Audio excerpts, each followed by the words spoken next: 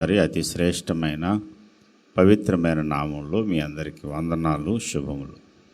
ఈ పరిశుద్ధ ఆదివార దినమందు మనం ప్రభు బల్లలో సమీపించేటప్పుడు, ప్రభు బల్లను సమీపించకముందు లేఖనాన్ని ధ్యానం చేసుకుని దేవుని వాక్యం చేత మనల్ని మనం పరీక్షించుకుని దేవుని వాక్యంలోనికి దేవుని సత్యాన్ని నేర్చుకుని ప్రభు బలలో పాల్పొందుదాం.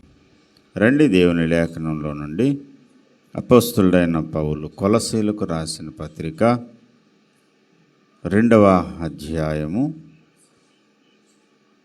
11వ వచనాన్ని చదువుకుని దేవుని వాక్యమును ధ్యానం చేద్దాం. కొలసీ 2:11. మీరును క్రీస్తు సున్నతి యందు శరీరేచ్ఛలతో కూడిన స్వభావమును విసర్జించి ఆయన యందు చేతులతో చేయబడని సున్నతి పొందితిరి. దేవుడి యొక్క లేఖన భాగం ద్వారా మనందరితోనూ మాట్లాడినట్లుగా దేవుని ఆత్మ సహాయం కొరకై మనం ప్రార్థన చేద్దాం. ప్రేమ కలిగిన మా యేసయ్య, పరిశుద్ధ రక్షకుడా, గనుడు అయిన మా కన్న తండ్రి, నీకు వందనాలు. ఈ పరిశుద్ధ ఆదివార దినమందు నీ పరిశుద్ధ పాదముల దగ్గరకు వచ్చి మొరపెడుతూ ఉన్నాం. మాతో మీరు మాట్లాడండి, మీ స్వరం వినిపించండి. వ్యతిరేకంగా పనిచేస్తున్న సాతాను శక్తులను బంధించి దూరముగా పారద్రోలు. మీ నోటి మాట చేత మా హృదయాలు తృప్తిపరచమని యేసు పుణ్యనామంలో వేడుకుంటున్నాం తండ్రి, ఆమేన్.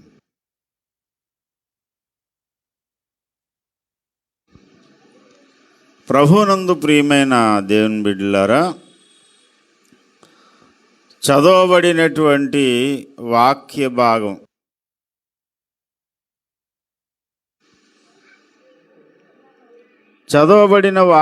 భాగంలో సున్నతి అనే మాట కనబడుతుంది. ఒకడు యూదుడు అని, ఇశ్రాయేలు సంతతివాడు అని దేవుని దృష్టిలో వాడు గుర్తింపు పొందాలి అని అంటే ఈ సున్నతి అనే ఆచారాన్ని దేవుడు ఏర్పాటు చేశాడు. ఆదికాండంలో సాక్షాత్తు దేవుడే అబ్రహాముతో ఈ మాట చెప్పాడు. ఆదికాండం 17వ అధ్యాయంలో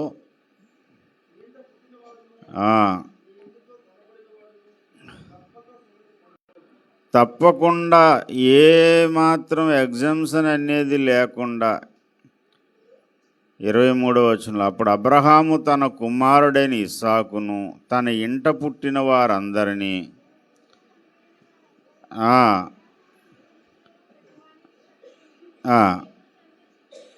దేవుడు తనతో చెప్పిన ప్రకారము సున్నతి పొందిరి, సున్నతి చేశాను, గోప్యాంగ చర్మమునకు సున్నతి పొందాను. ఇది దేవుడు నిత్య నిబంధనగా పెట్టాడంట. 14వ వచనం, 13 ఆఖరణ ఉందన్నమాట. నీ ఇంట పుట్టినవాడు, నీ వెండితో కొనబడినవాడు తప్పక సున్నతి పొందవలను. అప్పుడు నా నిబంధన మీ శరీరమందు నిత్య నిబంధనగా ఉండును. అది నిత్య నిబంధన. 7వ వచనంలో కూడా అదే మాట అన్నాడు. నేను నీకును నీ తర్వాత నీ సంతానమునకును దేవుడునై ఉండునట్లు నాకును నీకును నా నిబంధన నిత్య నిబంధనగా స్థిరపరిచేదన. నేను నిత్య నిబంధనగా, కొన్ని రోజులుండి ఆగిపోయే నిబంధన కాదు ఇది. దేవునికి దేవుని ప్రజలకు మధ్యలో ఉండవలసినటువంటి ఈ కట్టుబాటు, ఈ నిబంధన ఏదైతే ఉందో అది నిత్య నిబంధన. ధర్మశాస్త్రంతో ముడిపడిన నిబంధన కాదు ఇది. ధర్మశాస్త్రము కంటే ముందే, అప్పటికి ఇంకా మోషే లేడు, ఇజ్రాయేలు జాతి యావత్తు ఆవిర్భావం అనేది జరగలేదు. కేవలం మూల పురుషుడగు అబ్రహాము తప్ప ఎవరు లేరు. అప్పుడు దేవుడు చెబుతున్నాడు, నీ గోప్యాంగ చర్మమునకు సున్నతి చెయ్యాలి, అది నీకును నాకును మధ్య నిబంధనగా ఉంటుంది. ఏ నిబంధన అది? నిత్య నిబంధన. ఒకవేళ సున్నతి పొందనటువంటి వాడు ఎవడైనా ఒకవేళ మీలో ఉంటే వాడు ఇశ్రాయేలీయుల నుండి కొట్టివేయబడతాడు. వాడు ఇశ్రాయేలీయుడు కాడు, వెండితో కొనబడ్డాడు, ఇంట్లో దాసుడిగా ఉన్నాడు, అయినా సరే వాడు కూడా సున్నతి పొందాలి. ఈ మాట మనుషుడు ఏర్పాటు చేసిన మాట కాదు, సాక్షాత్తు దేవుడే పెట్టినటువంటి నిబంధన. ఈ నిత్య నిబంధన క్రొత్త నిబంధన వచ్చిన తర్వాత కొట్టివేయబడలేదు. మీరు కొంచెం జాగ్రత్తగా దాన్ని ఫాలో అవ్వాలి. నిబంధన నిత్య నిబంధన అయినప్పుడు కొత్త నిబంధన వచ్చిన తర్వాత పాత నిబంధన కొట్టివేయబడడం అనేది కాదు. అసలు ఏం జరిగింది అంటే, క్రొత్త నిబంధనలో దాని యొక్క అసలే అర్థము, అంతరార్థం ఏదో అది నెరవేరింది. బాహ్యమైన సున్నతి పోయి అంతరంగమందు సున్నతి జరిగింది. అది జరుగుతుంది అంతే తప్ప సున్నతి అనేది పూర్తిగా తీసి అవతల బారేయలేదు దేవుడు. అప్పుడు సున్నతి పొందిన వారు ఉన్నారు, ఇప్పుడు సున్నతి పొందిన వారు ఉన్నారు. అసలు సున్నతి పొందకపోతేనే మహా దేవుని దృష్టిలో పాపం అవుతుంది. అయితే అప్పట్లో ఇశ్రాయేలీలలో పురుషులు మాత్రమే 8వ నాడ 8 రోజుల బిడ్డను తీసుకెళ్ళి సున్నతి చేసేవారు. ఇప్పుడు పురుషుడని స్త్రీ అని భేదం లేదు, అందరికీ సున్నతి జరగాలి. జరగవలసిన ప్లేస్ మారిందంతే.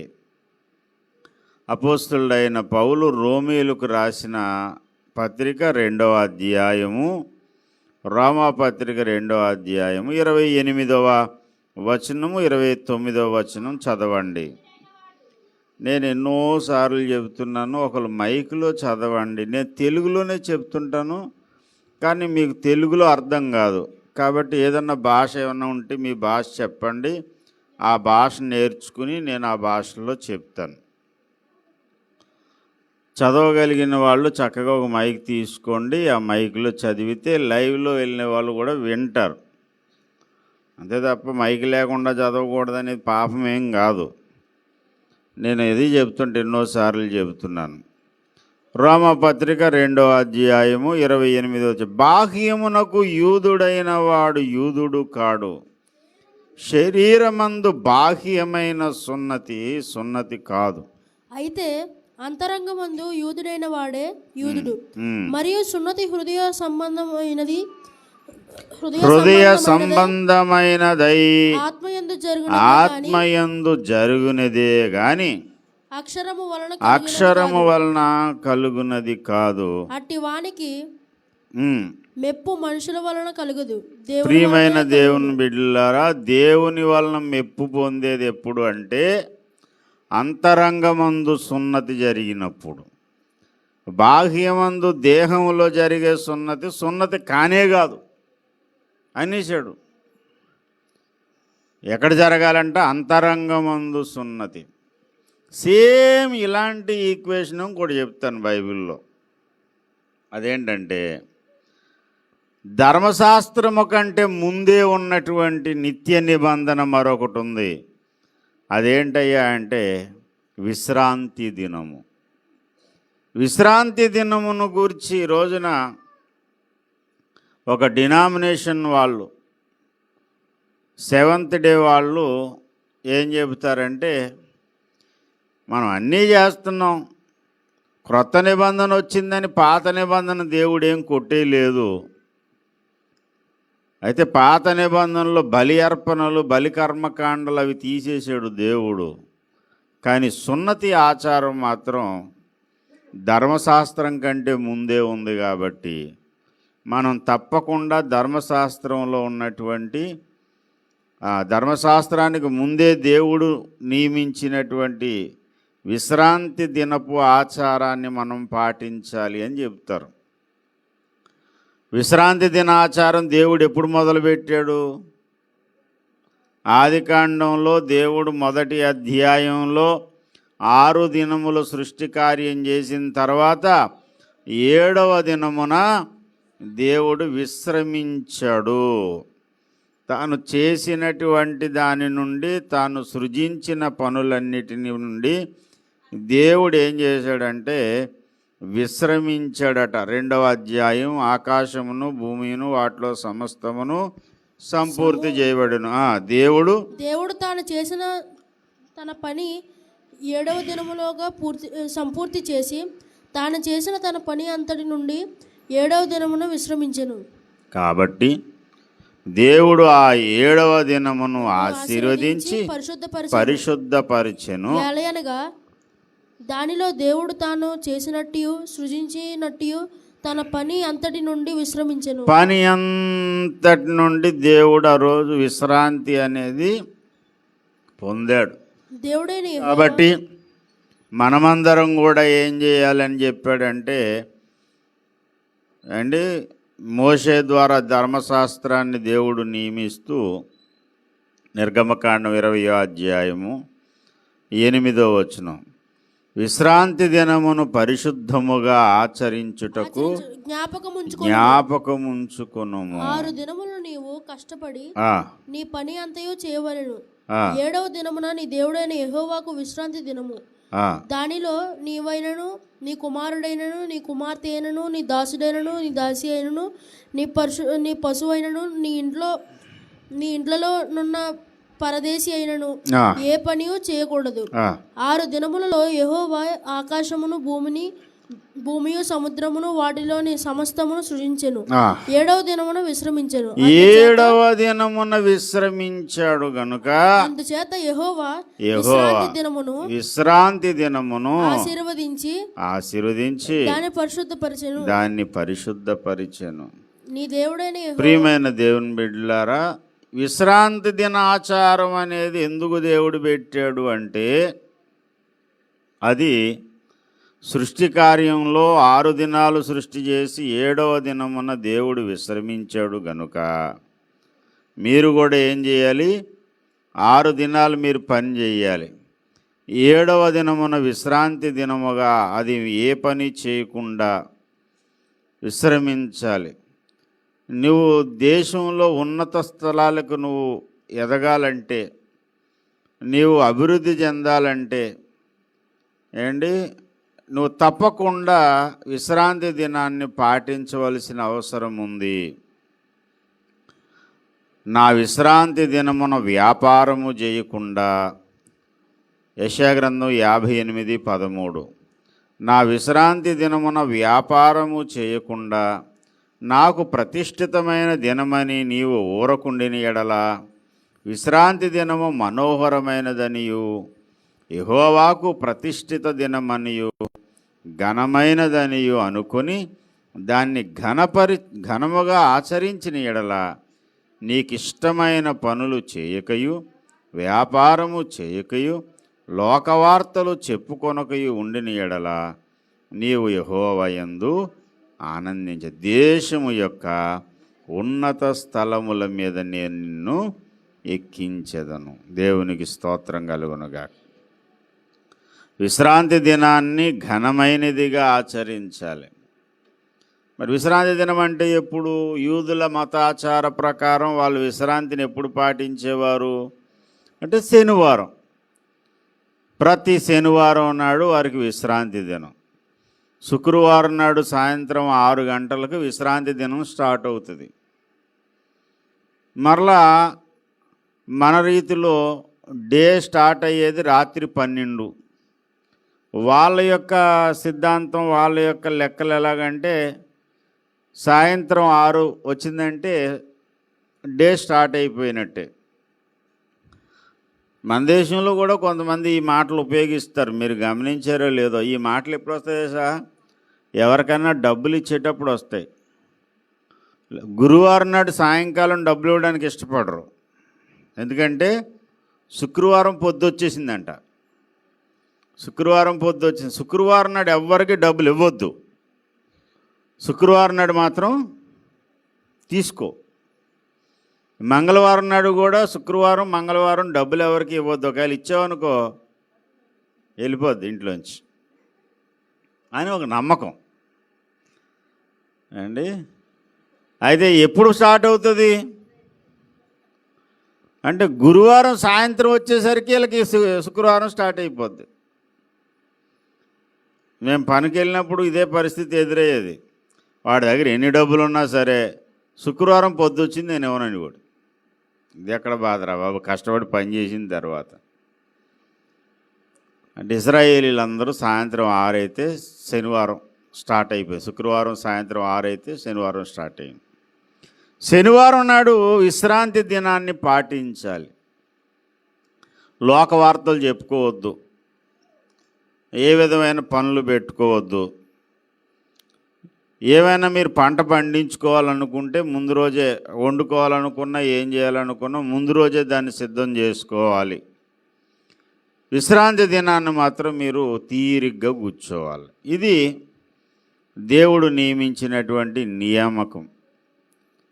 నిర్గమకాండం 16వ అధ్యాయంలో కూడా వీళ్ళు మన్నా దారిలో వీళ్ళు ప్రయాణంలో ఉన్నప్పుడు మన్నా కూర్చుకునే సమయానికి కూడా విశ్రాంతి దినమును గూర్చిన ఆచారం దేవుడు ఏర్పాటు చేశాడు. 16వ అధ్యాయము నిర్గమకాండం 16వ అధ్యాయము 29వ వచనం. 28 చదివినందుకు యెహోవా మోషేతో ఇట్లనెను, మీరు ఎన్నాళ్ళ వరకు నా ఆజ్ఞలను నా ధర్మశాస్త్రమును అనుసరించి 26 నుంచి చదువుతారు, ఇంకా క్లియర్గా ఉంటుంది. 6 దినములు దాన్ని కూర్చుకొనవలెను. విశ్రాంతి దినమున అనగా 7వ దినమున అది దొరకదనెను. అట్లు జరిగెను. ప్రజలలో కొందరు 7వ దినమున దాన్ని కూర్చుకొని వెళ్ళగా వారికి ఏమీ దొరకకపోయెను. అందుకు యెహోవా మోషేతో ఇట్లనెను, మీరు ఎన్నాళ్ళ వరకు నా ఆజ్ఞలను నా ధర్మశాస్త్రమును అనుసరించి నడవనలరు? చూడుడి, నిశ్చయముగా యెహోవా ఈ విశ్రాంతి దినమున ఆచరించుటకు సెలవిచ్చెను గనుక 6వ దినమున 2 దినముల ఆహారము మీకు అనుగ్రహించబడుచున్నది. ప్రతివాడును తన తన చోటు నిలిచి ఉండవలెను. 7వ దినమున ఎవడును తన చోట నుండి బయలు వెళ్ళకూడదనెను. ఇది దేవుడు చెప్పిన 7వ దినమున ప్రజలు విశ్రమించిరి. ఇది దేవుడు విధించిన విధి. ఒకవేళ ఈ విధి, ఈ క్రమాన్ని ఒకవేళ పాటించకుండా ఆజ్ఞను అతిక్రమిస్తే దానికి శిక్షను కూడా దేవుడు ప్రకటించాడు. ఏదన్నా ఒక ఆజ్ఞ వచ్చిందనుకోండి, చెప్పిన మాట చెప్పినట్టుగా వినేటువంటి వారు తక్కువ ఉంటారు. చెప్పిన మాట ఎందుకు మనం వినాలి?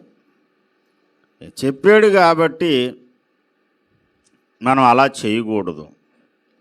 చెప్పకపోతే బాగానే ఉన్నాం, చెప్పాడు కాబట్టి చేయకూడదు. ఆయన చెప్పింది మనం ఎందుకు చేయాలి అనే వంకర బుద్ధి కొంతమందికి ఉంటుంది. అలాంటి వాడు ఒకడు సంఖ్యాకాండం 15వ అధ్యాయంలో 32వ వచనంలో, ఇశ్రాయేలీల అరణ్యంలో ఉన్నప్పుడు ఒకడు విశ్రాంతి దినమున కట్టెలు ఏరుట చూసి, వాడు కట్టెలు ఏరుట చూచిన వారు మోషే యొద్దకును అహరోను యొద్దకును సర్వ సమాజం యొద్దకు వారిని తీసుకుని వచ్చిరి. వానికి ఏమి చేయవలనో అది విశదపరచబడలేదు గనుక వారిని కావలిలో ఉంచిరి. తరువాత యెహోవా ఆ మనుష్యుడు మరణశిక్షను పొందవలెను. సర్వ సమాజమును పాలెము వెలుపల రాళ్లతో వారిని కొట్టి విశ్రాంతి దినము పాటించకపోతే మరణశిక్ష విధించాడు. విశ్రాంతి దినాన్ని పాటించిన వాడిని దేశము యొక్క ఉన్నత స్థలాల్లో నేను నిలబెడతానన్నాడు. విశ్రాంతి దినం అనేది మోషేతో ప్రారంభం కాలేదు, దేవుడే దానిని నియమించి పరిశుద్ధపరిచాడు. కాబట్టి మనం ఈ రోజున విశ్రాంతి దినాన్ని పాటించాలి. అది ఎందుకంటే అది నిత్య నిబంధన. ఇది సెవెంత్ డే అడ్వెంటిస్ట్ వాళ్ళ యొక్క సిద్ధాంతం. అదే పట్టుకుని తర్వాత ఏదెవరు యెషువా మెస్సియా అనేటువంటి సిద్ధాంతం ఉంది. వాళ్ళు కూడా యెషువా మెస్సియా వాళ్ళు కూడా విశ్రాంతి దినాన్ని పాటిస్తారు. తర్వాత యెహోవా సాక్షులు కూడా విశ్రాంతి దినాన్ని పాటిస్తారు. వీళ్ళందరూ చెప్పే పాఠం ఒకటే, ఏంటంటే విశ్రాంతి దినాచారం అనేది దేవుడు నియమించాడు, దాని పరిశుద్ధమైనదిగా ఆచరించమని చెప్పాడు, కాబట్టి మనం ఆచరించాలి. ఎందుకంటే అది కొట్టివేయబడని నిత్య నిబంధనగా దేవుడు చేశాడు. మరి అదే తీవ్రతతో ధర్మశాస్త్రం కంటే ముందు వచ్చిన సున్నతి కూడా పొందాలి. మరి సున్నతి పొందుతావంటే సున్నతి పొందరు. సున్నతి అనే నియమము తీసేశాడు దేవుడు. మరి విశ్రాంతి దినం అనే నియమం ఎందుకు తీయలేదు? విశ్రాంతి దినం అనే నియమం ఇంకా నిలుచుందా అంటే, క్రొత్త నిబంధనలోనికి వచ్చినప్పుడు విశ్రాంతి దినం అనే నియమము కూడా నెరవేర్పు జరిగిపోయింది. పాత నిబంధనలో దేవుడు చెప్పినటువంటి ఏ ఆచార పద్ధతులు సాంప్రదాయాలు ఉన్నాయో అవి క్రొత్త నిబంధనలోనికి వచ్చినప్పుడు వాటి నిజస్వరూపం నెరవేర్పు అనేది జరిగింది. పాత నిబంధనలు అవి ఛాయారూపకంగా చెప్పబడ్డాయి, క్రొత్త నిబంధనలో నిజస్వరూపం చూపించాడు. ఏదో విశ్రాంతి దినం అంటే వాళ్ళకి ఏం తెలుసు అంటే 6 రోజులు కష్టపడాలి, 7వ రోజు ఏ పని చేయొద్దు. ముందు రోజు సిద్ధపరచుకొని రొట్టెలు తినడం, ప్రార్థన చేసుకోవడం, దేవుణ్ణి ఆరాధించుకోవడం, అంతే. కొత్త నిబంధనలోకి వచ్చిన తర్వాత విశ్రాంతి దినం అనేటువంటి దాని యొక్క నిజస్వరూపం, మీరు పనిపాట్లు మానేశారు నాయన, శరీరానికి అవసరమైన శ్రమ తగ్గింది, కానీ మీ మనసులో ఉన్న పాప భారం పోలేదే. ప్రయాసపడి భారం మోసుకొనుచున్న సమస్త జనులారా, నా యొద్దకు రండి, నేను మీకు విశ్రాంతినిస్తాను. పనులు మానేస్తే వచ్చిన విశ్రాంతి కాదు, పాప భారం పోతే వచ్చే విశ్రాంతి నేను ఇస్తానని యేసయ్య పిలిచాడు. ఆ పిలుపు అందుకుని మారు మనసు పొందిన వారందరికీ ఒకరోజు విశ్రాంతి కాదు, నిత్య విశ్రాంతి దొరికేసింది. దేవునికి స్తోత్రం. భౌతిక సంబంధమైన విశ్రాంతి దినమేమో పాత నిబంధనలో ఉంది, ఆత్మ సంబంధమైన విశ్రాంతి ఏమో యేసయ్యలో దొరికింది. దేవునికి స్తోత్రం. అర్థం కాని వాళ్ళందరూ గట్టిగా స్తోత్రం చెప్పండి ఒకసారి. హల్లెలూయా. అర్థమైన వాళ్ళు స్తోత్రం చెప్పండి ఒకసారి. హల్లెలూయా. ఏం చెప్తున్నాడండి పాస్టర్ గారు? ఏదో మంచి 2-3 కథలు చెప్పాలి. 2 కథలు చెప్పడం మానేసి అది విశ్రాంతి అంటాడు, ఇదేమో సున్నతి అంటాడు. సున్నతే విశ్రాంతి ఎందుకంటే ఇవన్నీ మనకి అవసరం అంటారా? ఏదో తలనొప్పి ప్రసంగాలు చెప్పి మా బుర్రలు పాడు చేస్తున్నాడు. సుమ్మా అంట ఆదివారం నాడు వచ్చి ఏదో కూర్చుంటున్నాం, కాసేపు ఏసీ ఎట్టి ఏదో 2 కథలు చెప్తే హ్యాపీగా నిద్రపోయి విశ్రాంతి పొందుతాం. దేవుడు విశ్రాంతి దినం ఇవ్వడం కాదు, ఇక్కడ విశ్రాంతి లేకుండా చేసేస్తున్నాడు పాస్టర్ గారు అని సనుక్కుంటారని నేను అనుకోవట్లేదు. అలా సనుక్కుండే వాళ్ళు అయితే ఎప్పుడో 4 గంటలకు ఎప్పుడో లేచి 6 గంటలు అయ్యేసరికి ఇక్కడ పరిగెత్తుకుని వచ్చారంటే, ఇంత దూరాలు భారం అనకుండా పరిగెత్తుకుని వచ్చారంటే మీరు అలా సనుక్కునే బ్యాచ్ అయితే కాదని నా నమ్మకం. అవునంటారా కాదంటారా? అవునా కాదా? ఏం కాదు ఏటవును. మా లోకంలో ఉండకండి అమ్మా. ఒకసారి స్తోత్రం చెప్పండి అందరూని. హల్లెలూయా, హల్లెలూయా.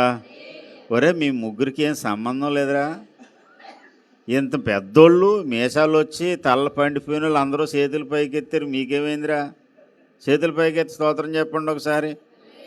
హల్లెలూయా, హల్లెలూయా, హల్లెలూయా, హల్లెలూయా. స్తోత్రం. నేనేం చెబుతున్నాను అంటే, దేవుడు సున్నతి అనే ఆచారం పాత నిబంధనలో పెట్టాడు. ఆ సున్నతి అనే ఆచారాన్ని దేవుడు ఏమన్నాడంటే అది నిత్య నిబంధన అన్నాడు. క్రొత్త నిబంధనలోకి వచ్చేసరికి సున్నతి శరీరంలో ఉన్న గోప్యాంగ చర్మానికి కాదు చేయవలసింది, నీ అంతరంగమందు సున్నతి జరగాలి. అది బాహ్యంలో జరిగితే కాదు. నువ్వు దేవుని బిడ్డవని గుర్తింపు ఎప్పుడు కలుగుతుందంటే నీ ఆంతర్యములో దేవుని చేత చేయబడిన సున్నతి జరగాలి. పనిలో పనిగా విశ్రాంతి దినం కోసం కూడా చెప్పాను. విశ్రాంతి దినం అనే ఒక ఆచారాన్ని, ఒక దినం మీరు పని మాని కూర్చోండి అన్నాడు దేవుడు. పాపం వాళ్ళు పని మాని కూర్చున్నారు. దేవుడు చెప్పిన మాట వినకూడదని కొంతమంది, వికృతమైన రూపం ఉంటుంది వాడికి, శరీరం కాదు వాడి మనసే వికృతం అన్నమాట. వికృతి రూపం ఏం చేస్తాడు సార్, మనం ఏది చెప్పాడో అది చేయకూడదు అంతే. చెప్పాడా మనం చెయ్యొద్దు అని పుల్లలేరుకోవడానికి వెళ్ళాడు. ఆ రోజు మీరు కుదురుగా ఇంటికాడ కూర్చోంటారంటే కూర్చోవాలి కదా. పుల్లలేరుకుంటున్నాడు ఒకడేమో మన్నా మీకు ఆదివారం నాడు శనివారం నాడు మన్నా అనేది మీకు కురవదు బాబు, మీరు మన్నా కోసం మీరు వెళ్ళొద్దు అని చెప్తే ఆ రోజే వెళ్ళారు వాళ్ళు. అందుకే వాళ్ళని ఏ రూపం అంటున్నాను, వికృత రూపం. చెప్పింది చెప్పినట్టు వినరు. ఏది చెప్పాడో అది మనం చెయ్యొద్దు, ఏది చేయమంటే అది చేయొద్దు, ఏది చెయ్యొద్దు అంటే అది చేద్దాం. ఇది ఒక దుర్మార్గమైన దుష్ట స్వభావం. కాబట్టి విశ్రాంతి దినాన్న దేవుడు ఆశీర్వాదం పాటించిన వాడికేమో ఆశీర్వాదం పెట్టాడు, అతిక్రమించిన వాడికేమో శిక్షణ ఏర్పాటు చేశాడు. క్రొత్త నిబంధనలోకి వచ్చేసరికి యేసయ్య అన్నాడు, మీరు పనులు మాను కూర్చుంటే మనసుకు విశ్రాంతి లేదు నాయన, ఎందుకంటే పాపం అనే భారంతో మీరు ప్రయాసపడుతున్నారు గనుక మీ పాప భారం అంతా తీసివేసి అసలు సిసలైన విశ్రాంతి నేను ఇస్తానన్నాడు యేసయ్య. అది క్రొత్త నిబంధనలో మనకు దొరికింది. ఒక దినం కాదు, జీవితకాలం. దేవునికి స్తోత్రం.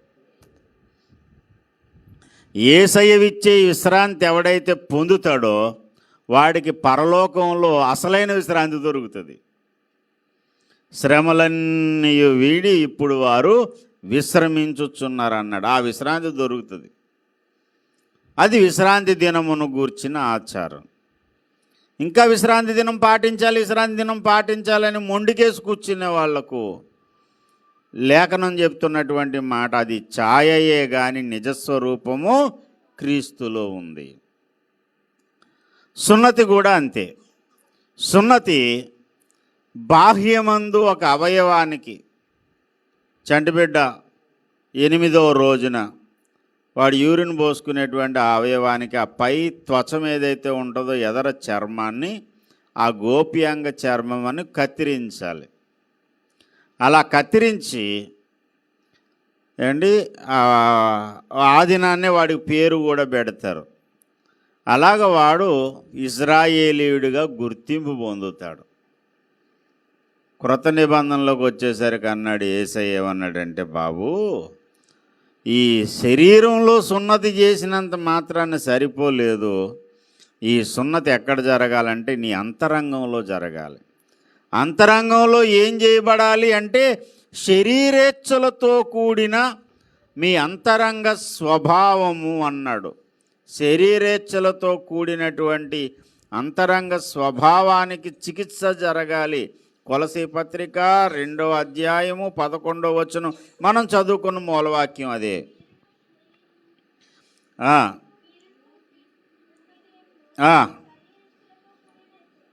స్వభావమును విసర్జించి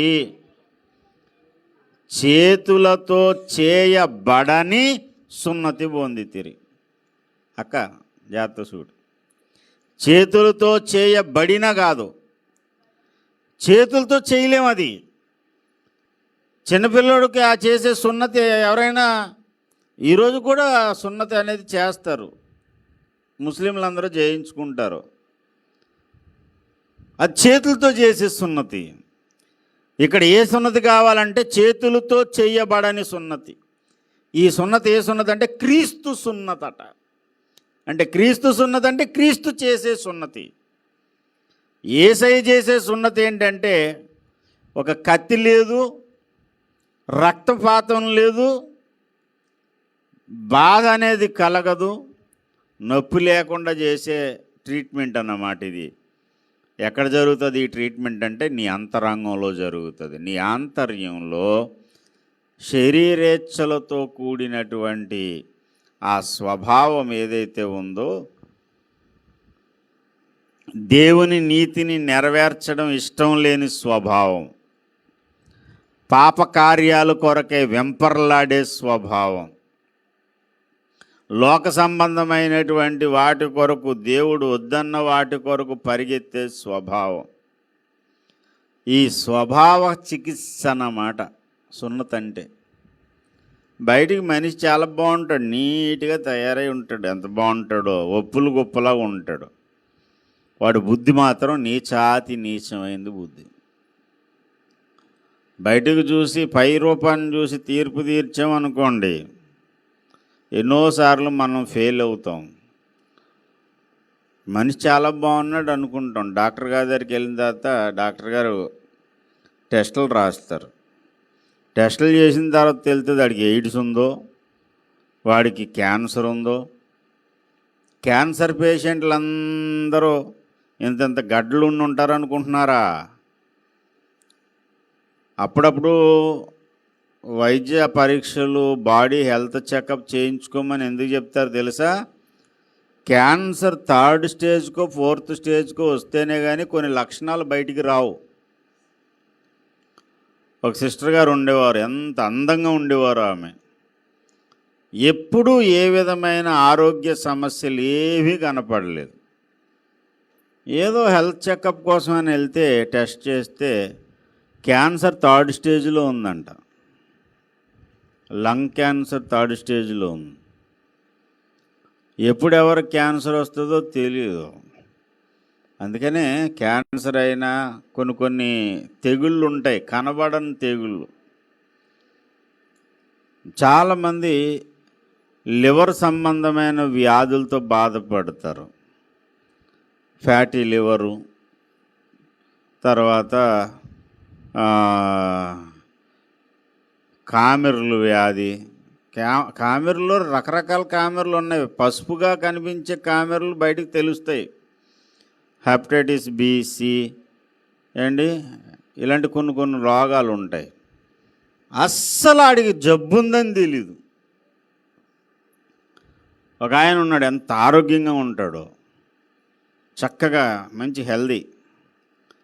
ఏదో ఆపరేషన్ చేయించడానికని వేరే ట్రీట్మెంట్ కోసం టెస్టులు చేయిస్తే ఆయన లివర్ పాడైపోయిందని ఆ టెస్టుల్లో వచ్చింది. అప్పుడు చూడాలి ఆయన బాధ, ఆయన ఓదార్చడం, ఆయనకి సహాయం చేయడం, ఆయనకి సలహా ఇవ్వడం చాలా కష్టం అయిపోయింది. పర్లేదు బ్రదర్, ధైర్యంగా ఉండంటే అలాగే అంటాడు. కానీ చాలా వేదన పడ్డాడు. అయితే దేవుడు ఆయన ముట్టాడు, సంపూర్ణ ఆరోగ్యం దేవుడు ఇచ్చేశాడు. దేవునికి స్తోత్రం. ప్రియమైనటువంటి దేవుని బిడ్డలారా, ఒకటి గుర్తుపెట్టుకోండి, మనం శరీర సంబంధమైనటువంటి సమస్యల్లో ముదిరిపోయిన తర్వాత బాధపడే కంటే అప్పుడప్పుడు టెస్టులు చేయించుకోవడం మంచిది, డాక్టర్ని సంప్రదించడం మంచిది. రోజు వెళ్ళమని చెప్పట్లే. 40 ఏళ్ళు దాటిన వాళ్ళు ఉన్నారా, మరి జాగ్రత్తగా ఉండండి. గుండెపోటు ఎప్పుడు వస్తుందో తెలియదు. గుండెపోటు వచ్చిన తర్వాత మనం ట్రీట్మెంట్ చేయించుకుందాం అనుకునే కంటే అది రాకముందే జాగ్రత్త పడడం మంచిది. మంచిదంటారా కాదంటారా? ఊరకండి పాస్టర్ గారు, మీరు చెప్తుంటే మాకు లేనిపోయిన భయాలన్నీ వచ్చేస్తున్నాయి అంటారా? భయపెట్టాలని చెప్పట్లేదు. అప్పుడప్పుడు నీ గుండె పదిలం చూసుకో. ఒకసారి గుండె డాక్టర్ దగ్గరికి వెళ్ళి బీపీ ఎంత ఉందో, షుగర్ ఎంత ఉందో, హార్ట్ బీట్ ఎలా కొట్టుకుంటుందో ఒక ఈసీజీనో. 40 ఏళ్ళు దాటే కదా, హెల్త్ చెకప్ చేయించుకోండి. బయటికి బాగానే ఉంటారు, బయటికి చాలా ఆరోగ్యంగానే కనిపించవచ్చు, లోపల నీకు తెలియని సమస్యలు ఎన్నో ఉండొచ్చు. అలాగే మనిషి బయటికి చాలా అందంగానే కనబడతాడు, మంచి మాటలు ఎంత బాగుంటాయో, కానీ వాడి స్వభావం మాత్రం శరీరేచ్ఛలతో కూడిన స్వభావం కొంతమందిది, మూఢత్వంతో కూడిన స్వభావం కొంతమందిది, వికృత స్వభావం, దేవునికి ఇష్టం లేని ప్రాచీన స్వభావము. దీనిని దేవుడు ఏం చేస్తాడంటే సున్నతి చేసిన రోజున కత్తిచ్చుకుని కోసి అనవసరమైన ఆ త్వచం ఏదైతే ఉందో దాన్ని తీసి అవతల బారేసినట్టు ఏ ఏ శరీరేచ్ఛలు దేవుని నీతిని నెరవేర్చకుండా దేవుని చిత్తానికి వ్యతిరేకంగా నిన్ను నడిపిస్తున్నాయో వాటిని కోసి అవతల బారేస్తాడు. దేవునికి స్తోత్రం కలుగునుగాక. హల్లెలూయా. ఇలాగ ఎప్పుడైతే నీ జీవితంలో జరుగుతుందో అప్పుడు నీ మీదున్న అవమానము దొర్లించబడుతుంది. అప్పటి వరకు నువ్వు అవమానభరితుడవే. అవమానము దొర్లించబడుట, సున్నతి చేయబడ్డం అంటే అవమానము దొర్లించబడుట. యెహోషువ గ్రంథము 5వ అధ్యాయము 9వ వచనం. యెహోషువ గ్రంథము 5వ అధ్యాయము 9వ వచనం. కాబట్టి ఆ సమస్త జనము పొందుట తీరిన తరువాత తాము బాగుపడు వరకు పాలెములోని తమ చోట్లో నిలిచిరి. అప్పుడు యెహోవా, నేడు నేను ఐగుప్తు అవమానము మీ మీద నుండకుండా దొర్లించి వేసి ఉన్నాను. మీ మీద నుండకుండా ఏం దొర్లించాడు? అవమానమును దొర్లించి వేశాడు. కాబట్టి ఆ చోటుకి ఏమని పేరు వచ్చిందంటే గిల్గాలు అని పేరు వచ్చింది. గిల్గాలు అనే మాటకు అర్థం ఏంటంటే దొర్లింపబడుట. ఒక మాట మీకు 3 దినాలుగా ఒక మాట చెబుతున్నాను మీకు. ఏలియా వంటి అభిషేకం, ఏలియా లాంటి రోషం, ఏలియా యొక్క పవర్, ఆ శక్తి కలిగినటువంటి సేవకుడు ఎవరంటే ఎలీషా. ఏలియా మీద ఉన్నటువంటి ఆత్మ ఎవరి మీదకి వచ్చిందని చెప్పుకున్నారు? ఎలీషా మీదకి వచ్చిందని చెప్పుకున్నారు. నిన్న రాత్రి కూడా చెప్పాను. ఏలియాను చూసి ఎలీషా ఏమన్నాడంటే, నా తండ్రి ఇజ్రాయేలు వారికి రథములను రౌతులు నీవే కదా అన్నాడు. సేమ్ అదే మాట ఎలీషాను గూర్చి ఇశ్రాయేలు రాజు అన్నాడు, నా తండ్రి ఇజ్రాయేలు వారికి రథమును రౌతును నీవే. అంటే ఏలియాని ఎంత గౌరవించారో అంతటి గౌరవము ఎవరికి దక్కింది? ఎలీషాకి దక్కింది. ఎలీషాకి ఎంత గౌరవం దక్కిందో అంతే గౌరవం గెహజీకి దక్కిందా? లేదు. శిష్యుడే, పేరైతే బాగానే ఉంది. కేర్ ఆఫ్ అడ్రస్ అంటే ఎలీషా తాలూకు అండి. తాలూకులు బాగానే ఉన్నాయి, జిల్లాలే బాగోలేదు, జీవితమే బాగోలేదు. వీడిది ఈ జీవితం చాలా వంకర టెంకర్లన్నీ కూడా. ఎందుకు ఇలా ఉందంటే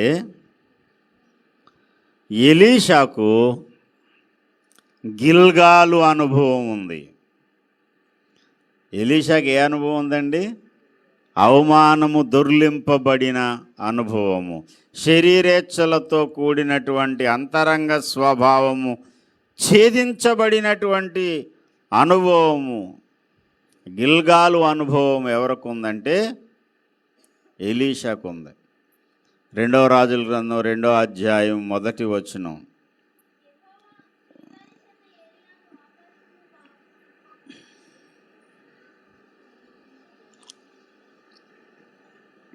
చదువమ్మా 2వ అధ్యాయం.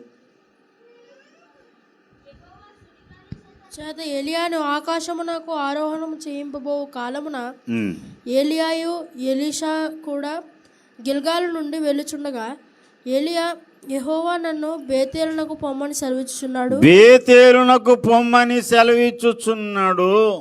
గనుక దయచేసి ఇక్కడ ఉండుమని. ఎక్కడి నుంచి వెళ్ళుచుండగా?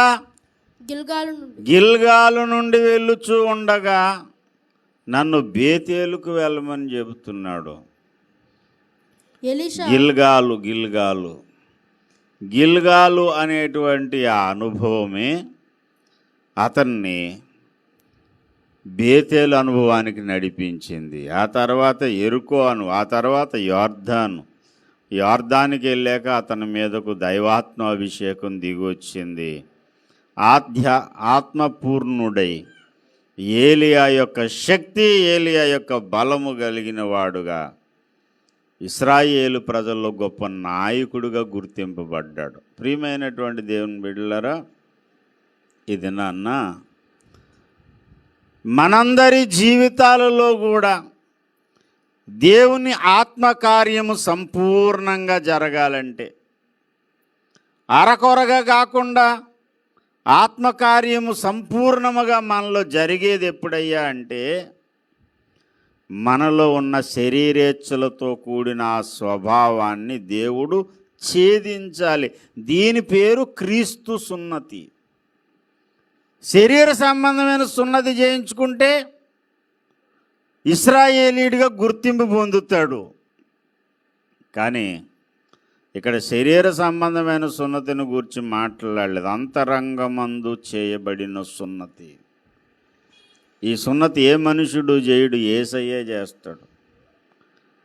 యేసయ్య మనకు మన అంతరంగంలో ఈ సున్నతి కార్యము చేయనట్లుగా మనం దేవునికి మనల్ని మనం అప్పగించుకోవాలి. ప్రభువా, నా స్వభావం మారాలి. కొంతమందికి రాజీ పడే మనస్తత్వం ఉంటుంది. ఫిక్స్ అయిపోతాడు, నేను ఇంతే, నేను నిన్న నేడు నిరంతరం ఇంతే. ఒరే విధేయుడివై ఉండరా. విధేయుడు ఏంటి? ఎవడికి నేను లోబడి, నేను ఎవడికి లోబడను, నేను ఇంతే. ఒరే పాపకార్యాలు ద్వేషించాలరా, నేను ఇంతే, నేను ద్వేషించను, నా ఇష్టం, నా శరీరం, నా ఆలోచన, నా తలంపులు, నా కోరికలను నేను అదుపు చేసుకోవాల్సిన అవసరం నాకు లేదు. నేను ఎవడి మాట విను. మూఢ స్వభావం కొంతమందిది. ఎవడెన్ని చెప్పండి, ఈ స్వభావం మార్చబడదు. ఎప్పుడు మార్చబడుతుంది తెలుసా? మార్చుకోవాలని ఆశ నీకు ఉండాలి ఏమండి. తర్వాత నువ్వు నిన్ను నీవుగా దేవునికి అప్పగించుకోవాలి. అప్పుడే జరుగుతుంది. గుడికి వచ్చినంత మాత్రాన్న, సంకలో బైబిల్ ఎట్టుకుని తిరిగినంత మాత్రాన్న, బైబిల్లో వచనాలు కంఠస్థం చేసినంత మాత్రాన్న నీ స్వభావంలో ఏ మార్పు ఉండదు. కొంతమంది జీవితకాలం అంతా గుడికి వస్తాడు, వాడు పిసినారితనం అలాగే కంటిన్యూ అవుతుంది. జీవితకాలం అంతా గుడికి వస్తాడు, వాడి వేషధారణ అలాగే ఉంటుంది. జీవితకాలం అంతా గుడికి వస్తూనే ఉంటాడు, వెళ్తూనే ఉంటాడు. ఒక ముక్కలో చెప్పాలంటే కోటిపిల్ల రైలులాగా. కాకినాడ కోటిపిల్ల రైలు ఉంటుంది, ఒకటే భోగి. వెళ్ళేటప్పుడు ఖాళీగా వెళ్తుంది, వచ్చేటప్పుడు ఖాళీగా వస్తుంది. చూసి దాన్ని తీసేశారనుకుంటాను. ఇప్పుడు ఉందా? శని వదిలిపోయింది. ఇంకా ఎందుకండి అది? ఎవడో ఎక్కడో ఒకటే భోగి, చిన్న బస్సులా ఉంటుంది అన్నమాట. కాకినాడ నుంచి బయలుదేరి కోటిపిల్ల వెళ్ళేసరి ఎవడు ఎక్కిది ఏం కనపడదు, దిగిది కనపడదు. చాలామంది గుడికి అలాగే కోటిపిల్ల రైలులాగా వస్తారు, వెళ్ళిపోతారు. మార్చుకుండేది ఏమీ లేదు, నేర్చుకుండేది కూడా ఏమీ లేదు. ఎందుకు వచ్చావురా అంటే ఆదివారం కాబట్టి వచ్చావు. లేకపోతేనండి మనకు అన్నీ మంచి జరగదు. కొంతమంది ప్రార్థన ఎందుకు చేస్తారు తెలుసా? నేను చూశాను ఇలాంటి తలకాయలని. ప్రార్థన ఎందుకు చేస్తారంటే అది కూడా రాత్రులు చేస్తారు, పగలు చేయరు. రాత్రి అన్న ఎందుకు చేస్తాడంటే దెయ్యాలు పడకుండా ఉంటాయని. రాత్రిలో ఒకవేళ మీద దెయ్యాలు పడిపోయి ఇబ్బంది పెట్టకుండా ఉండాలంటే ఏం చేయాలంటే ఆ రాత్రి యేసుబాబు మంత్రం చెప్పాలి. ఏదో దండకం ఉంటుంది కదా, ఆ దండకం అలాగే యేసుబాబు దండకం. యేసు ప్రభువా తండ్రి, నీ బంగారు దూతల్ని తలకాడ ఒకని పెట్టు, కాలుకాడ ఒకని పెట్టు. ఒకవేళ ఇత్తడి వెండి అయితే కుదరదు, బంగారం అయితేనే మనకు కంఫర్ట్గా ఉంటుంది. బంగారు దూతలనే పెట్టు. నేను పడుకుంటున్నాను, ఏలెడితే అందేలా తిన్నాను, మధ్యలో లేకుండా చెయ్యి, మంచి నిద్ర పట్టేలా చెయ్యి. మళ్ళీ ప్రార్థనలు బాగుంటాయి. ఈ ప్రార్థనే మళ్ళీ ఇంకేది ఉండదు. ఎంతసేపు ఒకటే 3, 6, 9, 12 గడియారములు ప్రార్థన అనమాట. ఆడు చుట్టే తిరుగుతుంది ప్రార్థన. ఇంకా చూస్తాడు 3, 6, 9, 12. నన్ను కాపాడు, నా పిల్లల్ని కాపాడు, నా భార్యని కాపాడు, అందరినీ కాపాడు. ఆమేన్ అయిపోయింది. అది రాత్రి సమయంలో దెయ్యాలు రాకుండా. ఇలాగ నీ బ్రతుక్కాలం జపాలు చేసిన, ఇలా నీ బ్రతుక్కాలం బైబిల్ పట్టుకుని గుడికి తిరిగినా ఏ విధమైన మార్పు నీలో ఉండదు. అంతరంగ స్వభావం మార్పు చెందేది నిన్ను ఆత్మదేవుడు దర్శించినప్పుడు, నీ అంతరంగంలో ఛేదన కార్యం జరిగినప్పుడు, కత్తి తీసి గోప్యాంగ చర్మాన్ని కోసి సున్నతి చేసి, వీడు సున్నతి చేయబడిన వాడు, ఈనాటి నుండి వీడు ఇశ్రాయేలీయుడు అని దేవుడు గుర్తించాడు పాత నిబంధనలో. క్రొత్త నిబంధనలో కూడా నీ అంతరంగపు స్వభావం ఛేదించబడాలి, కత్తితో కోసినట్టు కోయబడాలి. హృదయంలో ఆ కోత జరగనంతసేపు, హృదయంలో ఆ మార్పు జరగనంతసేపు నువ్వు దేవుని దృష్టిలో క్రైస్తవుడు కాదు. లోకం దృష్టిలో క్రైస్తవులం అయిపోవచ్చు.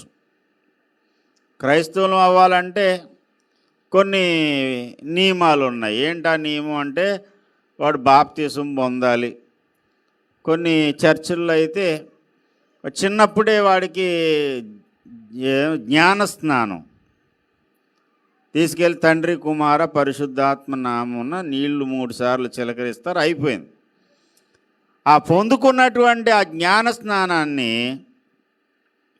మళ్ళీ కన్ఫర్మేషన్ చేయడానికి వాడికి యుక్త వయసు వచ్చిన తర్వాత నిర్ధారణ అంటారు దాన్ని.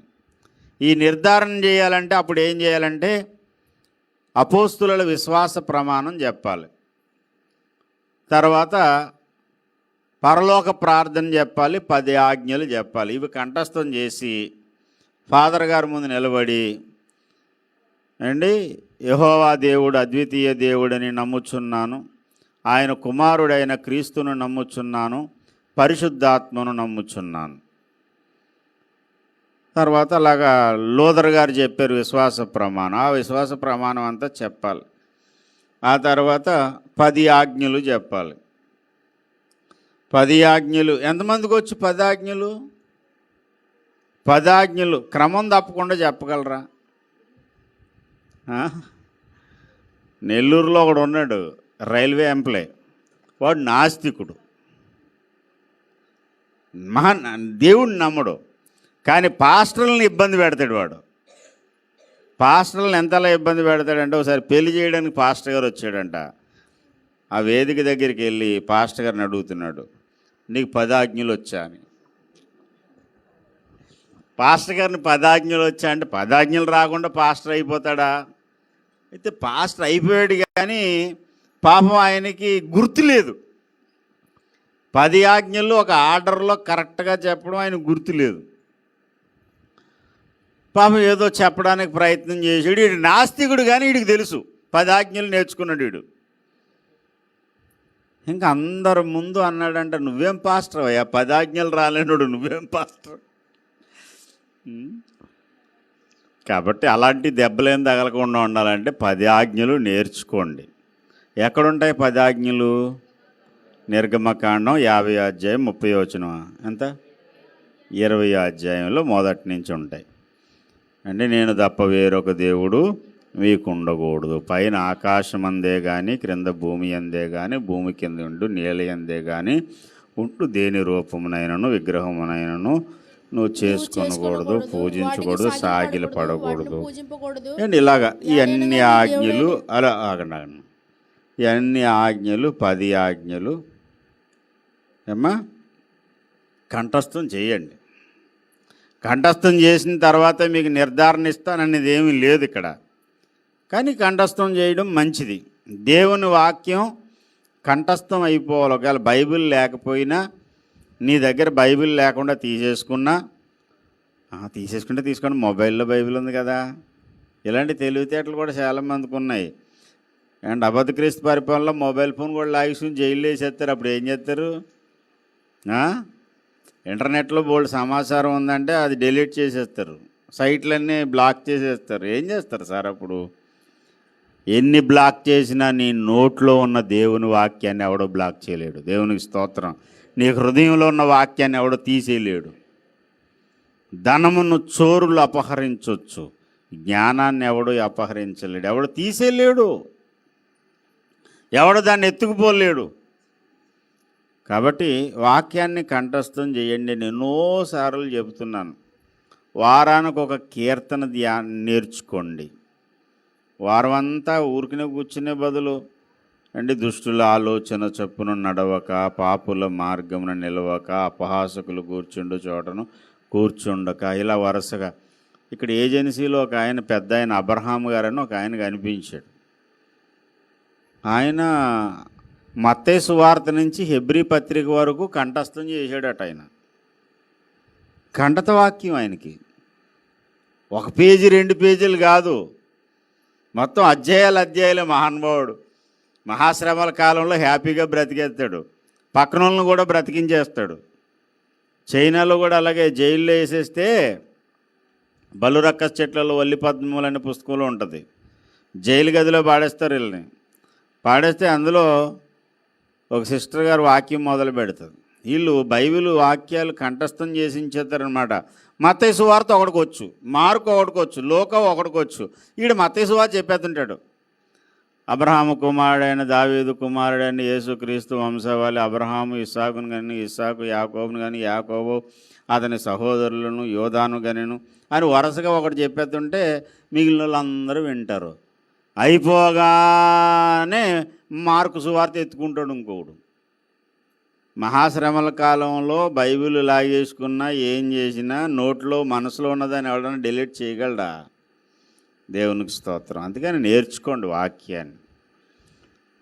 నిర్ధారణ చేయాలంటే కంఠత రావాలి అని కన్ఫర్మేషన్ ఇచ్చి అక్కడి నుంచి వాడిని క్రైస్తవుడిగా తోలేస్తారు. వీడి ఇంకా క్రైస్తవుడు,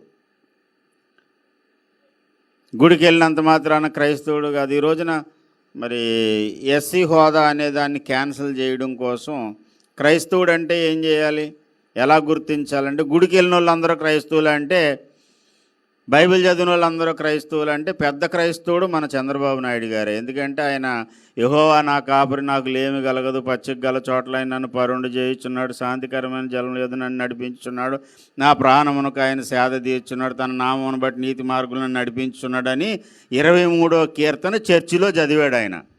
ఇప్పుడు బైబిల్ చదివినోడు క్రైస్తవుడు అయితే ఇప్పుడు ఎవరో అవుతారు పెద్ద క్రైస్తవుడు? మన గౌరవనీయులైన చంద్రబాబు నాయుడు గారు అవుతారు. బైబిల్ చదివిన వాళ్ళందరూ క్రైస్తవులు అయితే పవన్ కళ్యాణ్ గారు కూడా క్రైస్తవులు అయిపోతారు. అది కాదు బాబు, నువ్వు బైబిల్ చదివినంత మాత్రాన క్రైస్తవుడు కాదు. క్రైస్తవుడు అంటే ప్రభుత్వం ఎప్పుడు గుర్తిస్తుందంటే నువ్వు బాప్తిస్మం తీసుకుని బాప్తిస్మం సర్టిఫికేట్ సబ్మిట్ చేస్తే అప్పుడు నువ్వు క్రైస్తవుడు. జనాల దృష్టిలో క్రైస్తవుడు కావాలంటే బైబిల్ పట్టుకుని గుడికెళ్ళు. దేవుని దృష్టిలో క్రైస్తవుడు కావాలంటే నీ అంతరంగంలో సున్నతి చేయబడాలి. నీ ఆంతర్యంలో ఉన్న దుష్టమైన శరీరేచ్ఛలు ఏవైతే ఉంటాయో దాన్ని దేవుడే కోసి అవతల పారేయాలి. మనం చాలాసార్లు అనుకుంటాం, ఈ రోజు నుంచి మనం చాలా పెర్ఫెక్ట్గా ఉండిపోవాలి, మంచి భక్తులు అయిపోవాలి. తాగుబోతాడు ప్రతిరోజు అనుకుంటాడు, భార్య మీద ఒట్టేస్తాడు, పిల్లల మీద ఒట్టేస్తాడు, అమ్మా ఈ రోజు నుంచి నేను తాగను, నీ మీద ఒట్టు. సాయంకాలం ఇంటికి వచ్చేసరికి ఒట్టి తీసి గొట్టు మీద ఎడతాడు.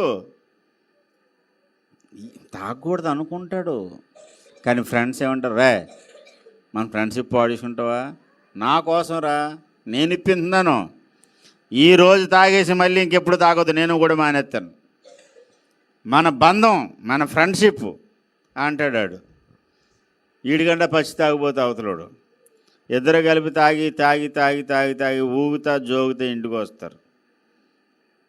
భార్య పిల్లలు మళ్ళీ అడిగితే, ఏమ్మా ఈరోజు మా ఫ్రెండ్ కోసం తాగాను, రేపు ఎట్టి పరిస్థితుల్లో ఇంకా తాగను. తాగుబోతాడు ప్రతిజ్ఞలాగా అయిపోయింది ఈనాడు క్రైస్తవుల ప్రతిజ్ఞ. ఈ రోజు నుంచి నేను ఇంక ఏ తప్పు చేయను, ఇంకా ప్రభు బల్లో ఇప్పుడు పాల్పంపులు పొందేస్తున్నాను, ఇంకా అంతే, ఇంకా ఈ రోజుతో ఇంకా దట్స్ ఆల్, ఇంకా అయిపోయింది. ఇంకా ఎట్టి పరిస్థితుల్లో ఈ మెట్లు దిగ్గానే ఆ ప్రసంగం ఎటుపోయిందో, చేసుకున్న తీర్మానం ఎటుపోయిందో, ఆశలు ఏమైపోయాయో, ఆకాంక్షలు ఏమైపోయాయో, తీర్మానాలు ఎటు వెళ్ళిపోయాయో. తుఫాను తీరం దాటిందన్నట్టు తీర్మానాలు తీరం దాటేస్తున్నాయి. పరిస్థితులన్నీ దారుణం. నా ప్రియమైన దేవుని బిడ్డలారా, దీని అంతటికీ పరిష్కారం ఒకటే సార్. నీ స్వభావం, నీ బుద్ధి మార్చగలిగిన దేవునికి నిన్ను నీవు అప్పగించుకో, కప్పుకోవద్దు. చాలామంది బాగుపడకపోవడానికి కారణం ఏంటంటే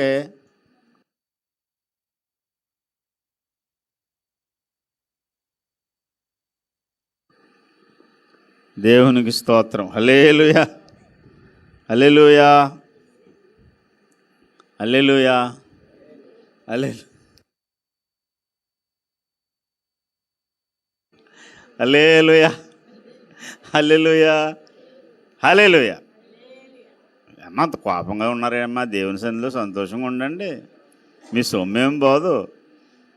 వారి నోటి నిండా నవ్వు ఉందట. దేవుని సన్నిధిలో నవ్వుతూ సంతోషంగా ఉండాలి. హల్లెలూయా. ఒరే ఏంట్రా పేనం పోయిన వేపనోళ్ళకి ఏంటది? స్తోత్రం చెప్పోసారి. హల్లెలూయా. రెండు చేతులు పైకి స్తోత్రం చెప్దాం. హల్లెలూయా, స్తోత్రం. ప్రియమైన దేవుని బిడ్డలారా, సమాజం నిన్ను ఏ ముద్ర అన్నా వేయనీగాక, సత్క్రైస్తవుడు వీడు నా కుమారుడు అని దేవుడు ముద్ర వేయాలంటే ఏం జరగాలి? సున్నతి జరగాలి. ఎక్కడ జరగాలి సున్నతి? అంతరంగంలో జరగాలి. ఈ అంతరంగంలో సున్నతి ఎవరు చేయాలి? యేసయ్యే చేయాలి. అందుకనే దానికి ఏ సున్నతి అని పేరు వచ్చింది? క్రీస్తు సున్నతి.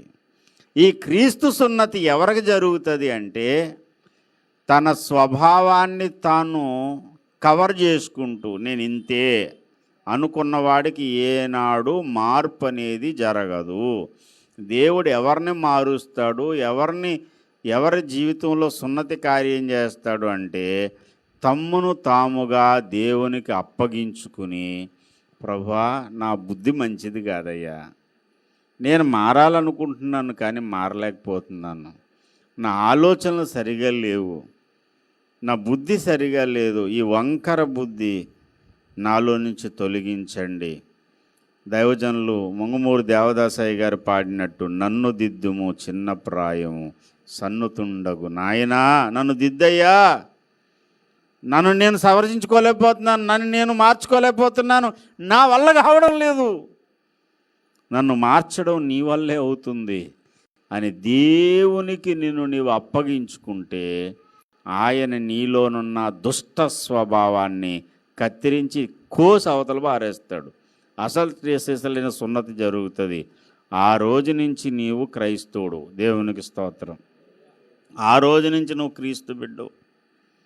అట్టి క్రీస్తు బిడ్డలుగా, అట్టి సున్నతి పొందిన వారుగా దేవుడు మనలందరినీ మార్చునుగాక. అంతరంగమందు చేయబడిన అసలైన సున్నతి మనలో జరుగునుగాక. రండి ప్రార్థన చేద్దాం, దేవునికి అప్పచెప్పుకుందాం. మోకరించి కన్నులు మూసుకుని కన్నీళ్లతో